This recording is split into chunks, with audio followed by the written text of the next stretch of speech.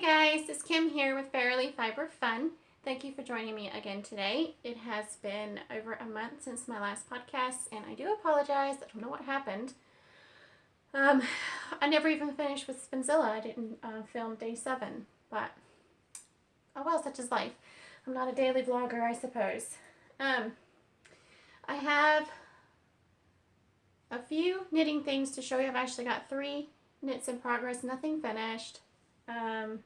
And I've got my computer next to me so I can look up on Ravelry when I started these and such things because I don't have any show notes. And I do apologize for the lighting today. I'm using the selfie mode on my phone and the lighting in my room is just terrible.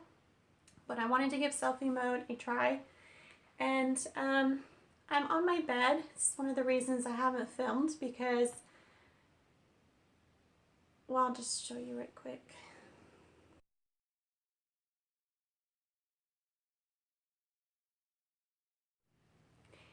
So there's the, what was the filming studio is completely taken over with the great wheel and other stuff.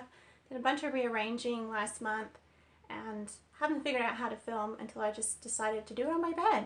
So solves that problem, but the lighting's not as good, and of course I waited until the sun starts to go down, and so my window is right over here, and I've got the curtains open, but there's not that much light, so I've got a lamp over there, the overhead light, and a lamp somewhere over here.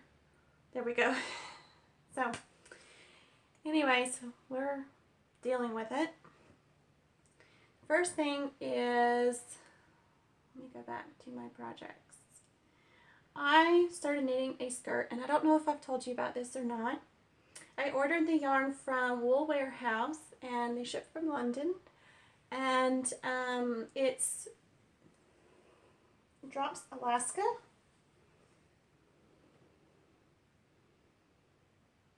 Which is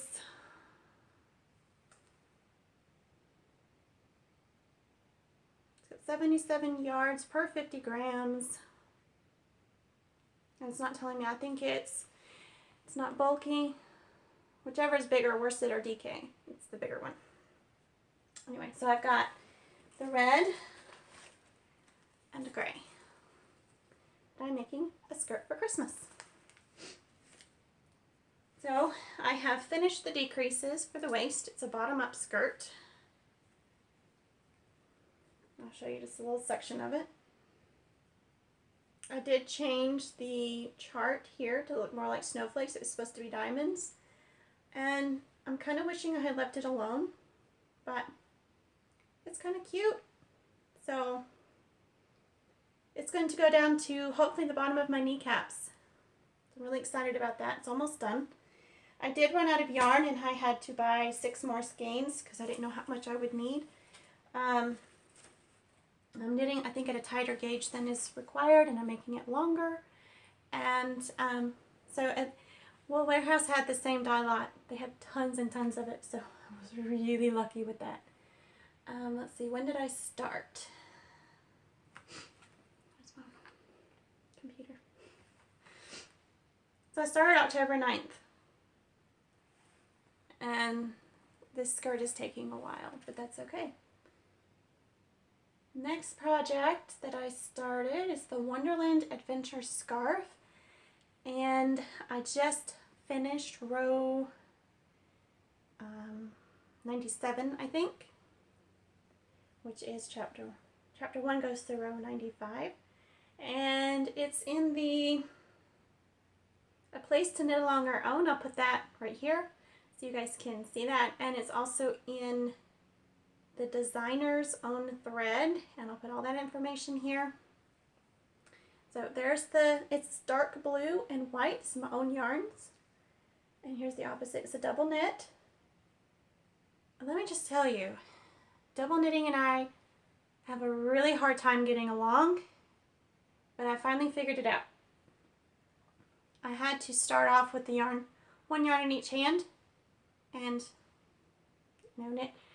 knit with the left hand, purl with the right until I got the hang of it, and then I put them both in my left hand because I am a continental knitter primarily, and I just think it's lovely, but I like this side better. I just love this. Isn't that gorgeous? Look at it. Chapter 1. Adventures in Wonderland. So it's a fun knit along, and I cast on November 1st and ripped it out, cast on, ripped out, cast on. So I ended up sticking with my cast on about number 8, I think, on November 2nd. So I put November 2nd as my start date. And today is November 18th. It's a Sunday, November 18th. So I got all of chapter 1 finished before the 20th, I think, was the deadline for that, for a prize. So I'm really, really happy with that. And then my last work in progress was cast on November 8th. My last project was cast on November 8th, and using my own yarn, Bonfire. Isn't that pretty? And yes, it is acting like a gradient, going from dark to light, which was not intentional at all. These are knee socks, and I am almost done with the heel flap on the second one. So they are worked top down, and I am using my Hiya Sharp. No, they're not sharp. They're Hiya D-pins, US 1.5, which I believe is 2.5 millimeter. And a very tight gauge. Let's see. I wrote down 8 stitches and 11 rows per inch gauge. So, and here I've just marked all the decreases where I decrease the, for the calf muscle, because my calves are really big. I have muscular legs. So all of my socks need to accommodate the extra muscle from my years as taking ballet. So here's what the yarn looks like still on the toilet paper tube. It's really pretty. I'm loving how it's knitting up. And with the leftover yarn, I am hoping to knit up a sample for when I'm vending and things. I have samples for people to look at. I think that'll help sell my yarn. But, what was I going to say? Oh yeah, the first skein, 100 grams, did one whole sock, and the entire leg of the other I just now attached right here, the new yarn, right here. So, you see these little tails hanging? Come on now. See these little tails hanging down? That's where I attached the new skein. So, can't quite get, at my gauge, can't quite get 2 knee socks out of 1 skein of yarn, which I knew it was going to be that way, so it's okay. So those are all my knits. Okay, so now I have a project planned, and I need some advice, guys, so if you don't mind, I'll probably put a picture in here as well as showing you right now. I've got a bunch of handspun that I want to use to make a sweater or a cardigan, color work. I'm really wanting to learn to steek, which is super easy. Let's see. So I have different colors of handspun, trying to get it where the light hits all of them. This is 3 of the colors, and then another color which is more reddish brown. Can't really see them very well. And my main colors, and then this is the other color. So the first question is, isn't that pretty?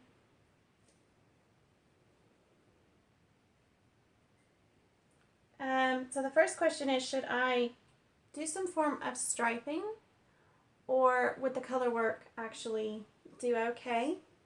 There's not going to be a huge amount of difference between the two. And then the other question is, which order should I do the colors? Because you're not going to see in the sliding, I guess, but I will post pictures so you can see. Should I go with the most purpley ones first? Or the most red first? Like, I think I want to go with this one first. I like the purples. And then fade into the muted purple maybe. And then fade into the more red. I have a few different balls of each one. So I've got the lighter purple, I've got 2. The reddish, I've got 2. And then there's these 2 purple, and then there's this one that is kind of in between the reddish and the purplish. So I will line them up and get a good picture. They're all Cormo. Spun either during Tour de Fleece or before, and then over dyed afterwards. And I do have one different skein of this. It's plied with silk, and I think that'll be for the cuffs and maybe all the ribbing maybe. I've got 176 yards of this, so I'm not sure what I'm going to do with it. And then I've got a big skein and a small skein that are very similar, and they're plied to themselves. So, and this has Targhee, the Targhee Debouillé Cross, Alpaca, Angora, Angelina Firestar, Nylon, Cotton, Silk, Noils, Mystery Wool. It's all in here. So it's got reds and greens and blues and blacks and yellows and a little bit of everything in it, but it's mostly white, like white with dark. So anyway, what do y'all think? Take a look at the pictures. Tell me what you think, please. I need some advice. Thank you so much for your feedback and your advice on the sweater or cardigan. I am going to design it as far as not the general shape. I have a pattern for that from Tin Can Knits, I believe. Strange Brew by Tin Can Knits. Yes, it is Strange Brew by Tin Can Knits. And I got the entire pattern book. So all the patterns, and it tells you how to kind of design your own top down or bottom up yoked or raglan sweater. And it talks a little bit about steeking and turning it into a cardigan, so that's really cool. And I'm really excited to give it a try and see what happens. You know, my boyfriend wants me to make him a cardigan, so I would kind of like to get my feet wet in the designing a garment before I take on that big job, because I'm going to have to customize it. He works out at the gym and he's got huge arms. Body's not that big, but he's really muscular, so he's broad across the chest and the shoulders, and he's big in the arms. He wears a 3X t-shirt and it's saggy baggy on him, but a 2X is too tight around the arms. So I'm going to custom design his cardigan to fit his body, and I'm really excited about it, but I'm not sure when I'm going to start. So yeah, I will share all that progress with you as it happens. And I think that's about it for regular podcast content today. I do have some news about the shop and changes and upcoming plans in a wrap-up of 2018, kind of. So if you're not interested in hearing about all that, you're more than welcome to go away, and I will see you next time.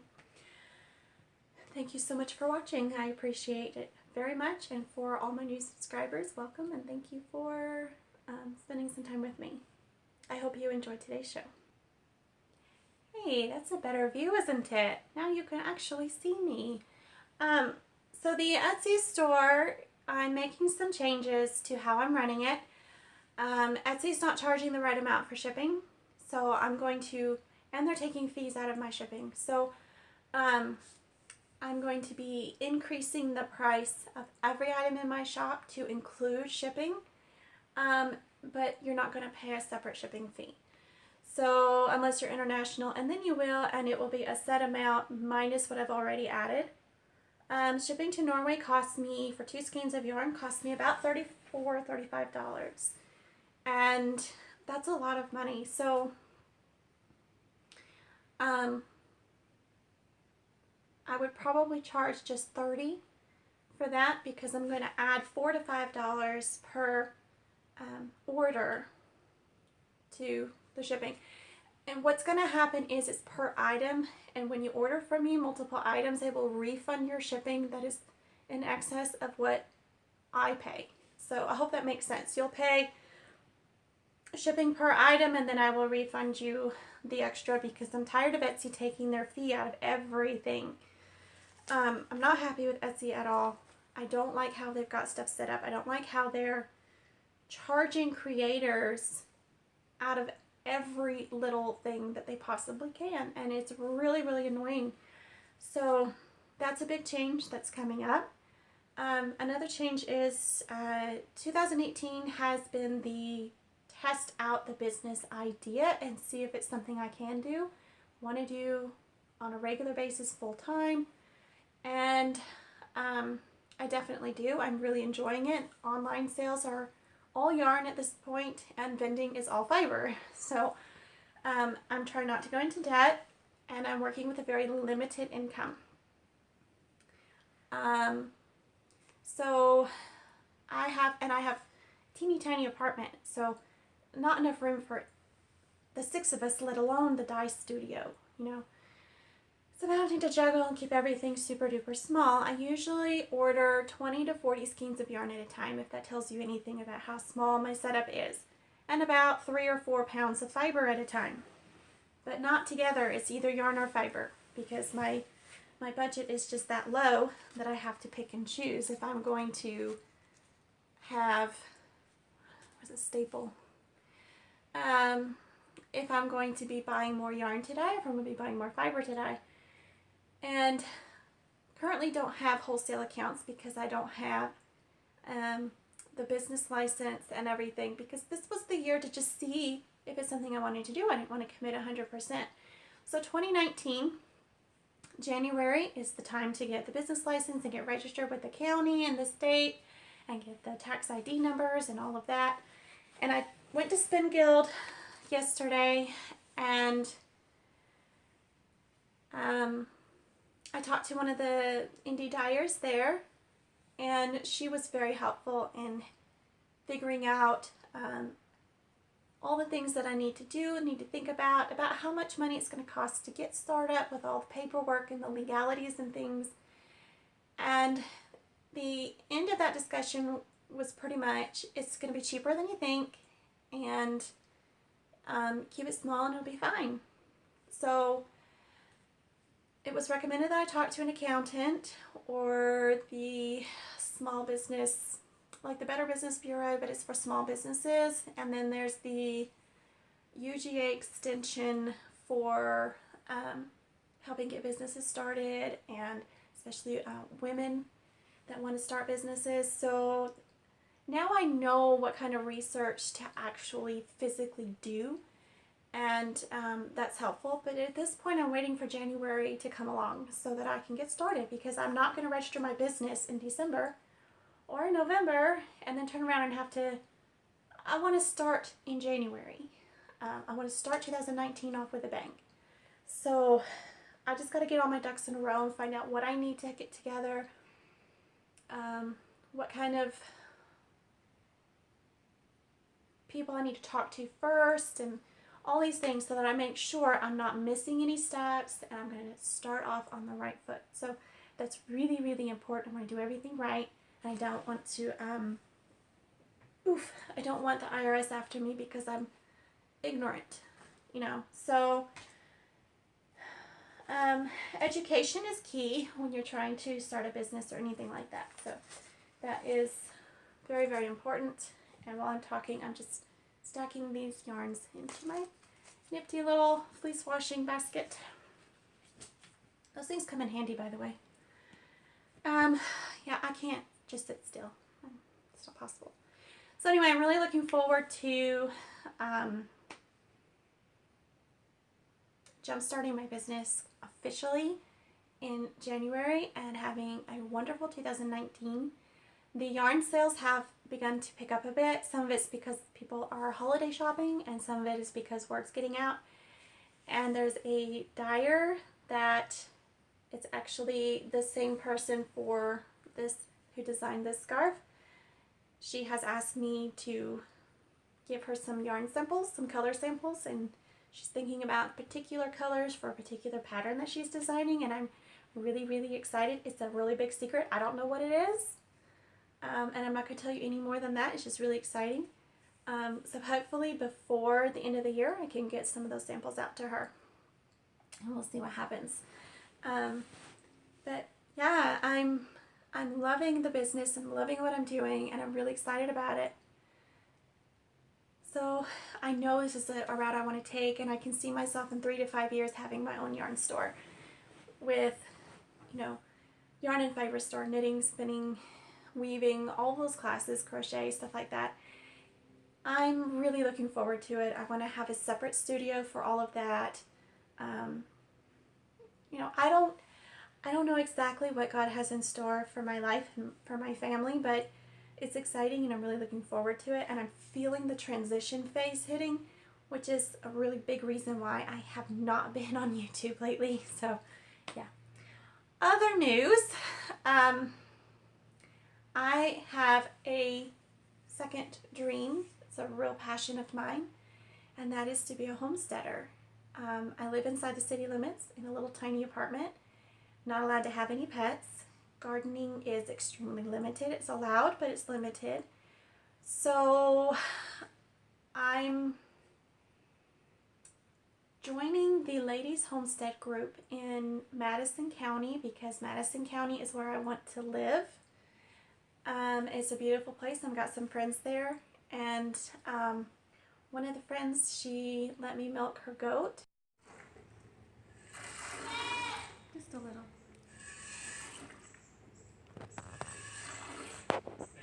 Can you believe this is my first time ever milking? You're doing well.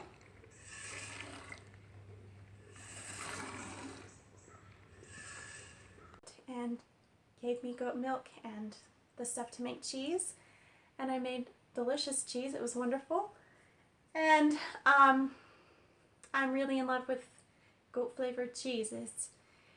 It's an acquired taste, and I have acquired it, and I'm craving it. It's ridiculous. So I've got this pound, I think it's 2 pounds of cheese that I'm debating if I'm going to make it into cheesecake or if I'm just going to eat it. It is so good. I'd like to put it on my homemade bread and put some jelly on top, and that's so yummy. But yeah, I went down to help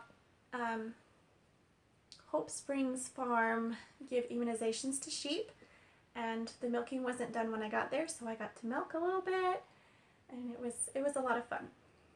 So I gave 2 shots out of 59 sheep that each got 2 apiece.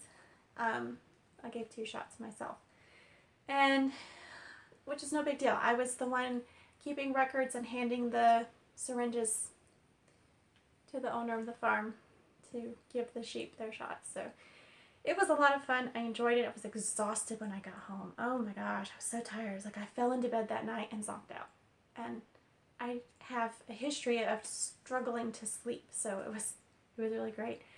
And Sheep Coat Farm has Tunis sheep, and the owner lets me come over and do chores sometimes. So after Pioneer Day on November 3rd, I went to their house and did the evening chores with them. So that was a lot of fun. And I got to carry bales of hay around. 40-pound bales of hay. I didn't think I had it in me, but what do you know? I'm super mom. So yeah, that was a lot of fun. And I have reconnected with the farm in East Denali, which is really close to where I live. They have 2 huge greenhouses and a bunch of other garden stuff.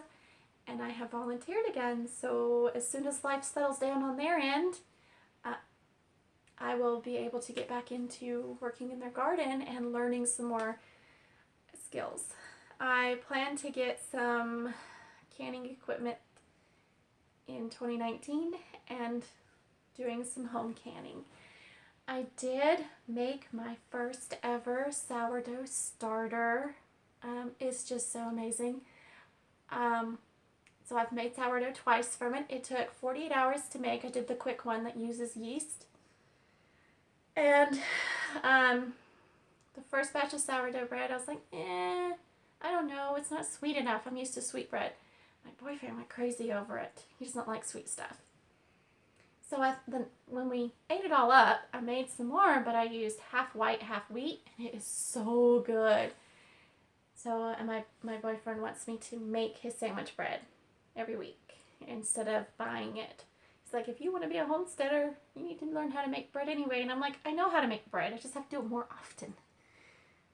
Anyway, it's funny. So yeah, I am getting more into cooking and making things myself versus going to the store and getting it already made. Excuse me. I don't know if I have a cold or if my allergies are driving me bonkers. My nose will not quit trying to run away. It's driving me crazy. Okay, so that was a little bit rambly. Thank you for sticking with me if you did. If you didn't, well, I'm sorry you missed out on some interesting weirdness.